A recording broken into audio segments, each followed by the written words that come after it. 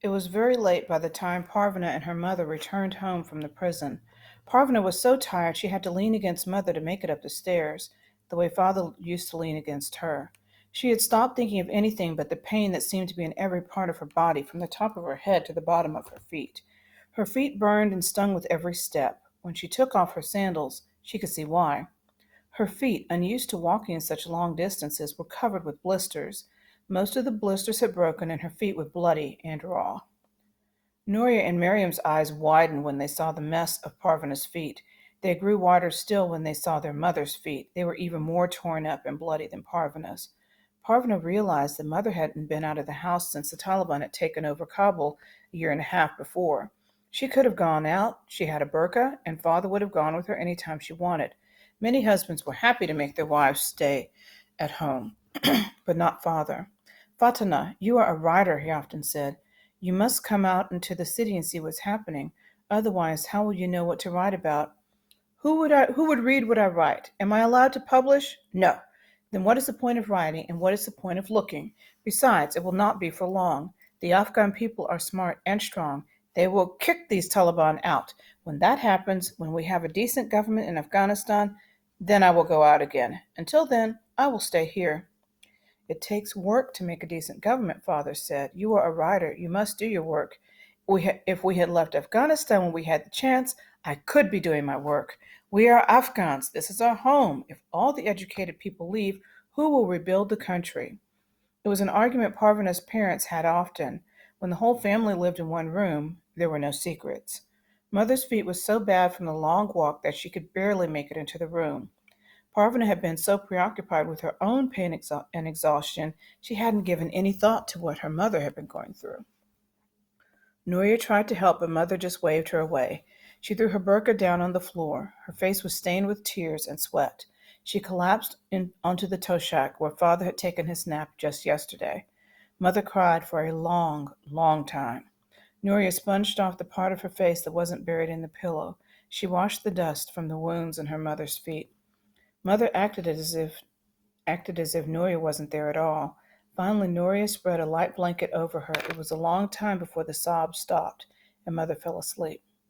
While Nuria tried to look after Mother, Miriam looked after Parvana. Biting her tongue in concentration, she carried a basin of water over to where Parvana was sitting. She didn't spill a drop. She wiped Parvana's face with a cloth she wasn't quite able to wring out. Drips from the cloth ran down Parvana's neck. The water felt good. She soaked her feet in the basin, and that felt good, too. She sat with her feet in the basin while Nuria got supper. They wouldn't tell us anything about Father, Parvana told her sister. What are we going to do? How are we going to find him? Nuria started to say something, but Parvana didn't catch what it was. She began to feel heavy. Her eyes started to close, and the next thing she knew, it was morning. Parvana could hear the morning meal being prepared. I should get up and help, she thought, but she couldn't bring herself to move.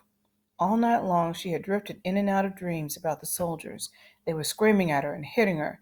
In her dreams she shouted at them to release her father, but no sound came from her lips. She had even shouted, I am Malalai! I am Malalai! But the soldiers paid no attention. The worst part of her dream was seeing Mother beaten. It was as if Parvana was watching it happen from far, far away, and she couldn't get to her to help her up. Parvana suddenly sat up, then relaxed again when she saw her mother on the toshak on the other side of the room. It was all right. Mother was here. I'll help you to the washroom, Nuria offered. I don't need any help, Parvana said. However, when she tried to stand, the pain in her feet was very bad. It was easier to accept Nuria's offer and lean on her across the room to the washroom. Everybody leans on everybody in this family, Parvana said. Is that right? Nuria asked. And who do I lean on? That was such a Nuria-like comment that Parvana immediately felt a bit better. Nuria being grumpy meant things were getting back to normal. She felt better still after she washed her face and tidied her hair. There was cold rice and hot tea waiting when she had finished. Mother, would you like some breakfast? Nuria shook their mother gently. Mother moaned a little and shrugged Nuria away. Except for trips to the washroom and a couple of cups of tea, which Nuria kept in a thermos by the toshak, Mother spent the day lying down.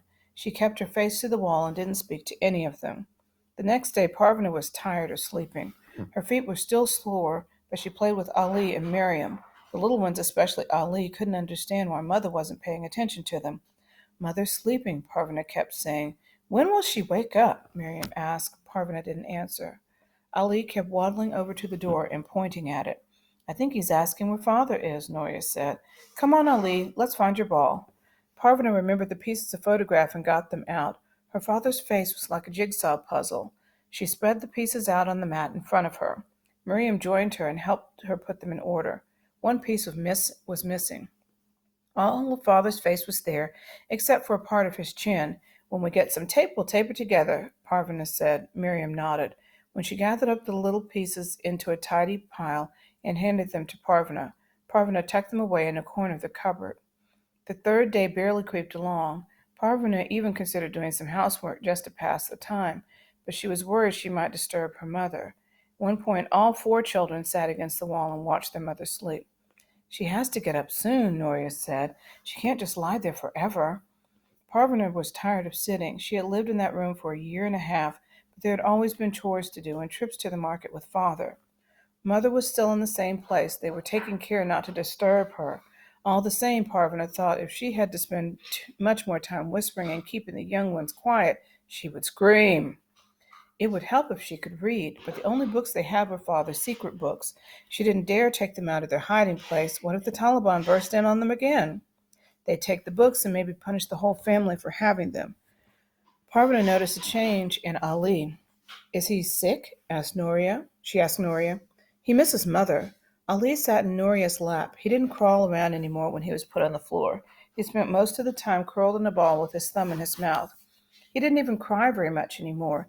It was nice to have a break from his noise, but Parvana didn't like to see him like this. The room began to smell too. "We have to save water," Nuria said, so washing and cleaning didn't get done. Ali's dirty diapers were piled in a heap in the washroom. The little window didn't open very far. No breeze could get into the room to blow the stink away. On the fourth day, the food ran out. "We're out of food," Nuria told Parvana.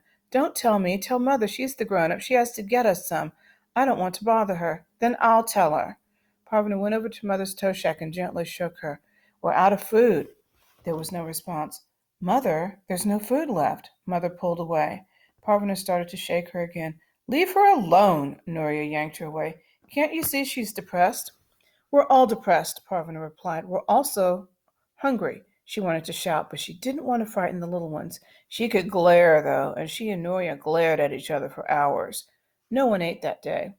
"We're out of food," Nuria said again to Parvana the next day. "I'm not going out there. You have to. There's no one else who can go. My feet are still sore." "Your feet will survive, but we won't if you don't get us food. Now move." Parvana looked at Mother, still lying on the toe shack. She looked at Ali, worn out from being hungry and needing his parents. She looked at Miriam, whose cheeks were already beginning to look hollow, and who hadn't been in the sunshine in such a long time. Finally, she looked at her big sister Noria. Noria looked terrified. If Parvana didn't obey her, she would have to go for food herself. "Now I've got her," Parvana thought. "I can make her as miserable as she makes me." But she was surprised to find that this thought gave her no pleasure. Maybe she was too tired and too hungry. Instead of turning her back, she took the money from her sister's hand. "What should I buy?"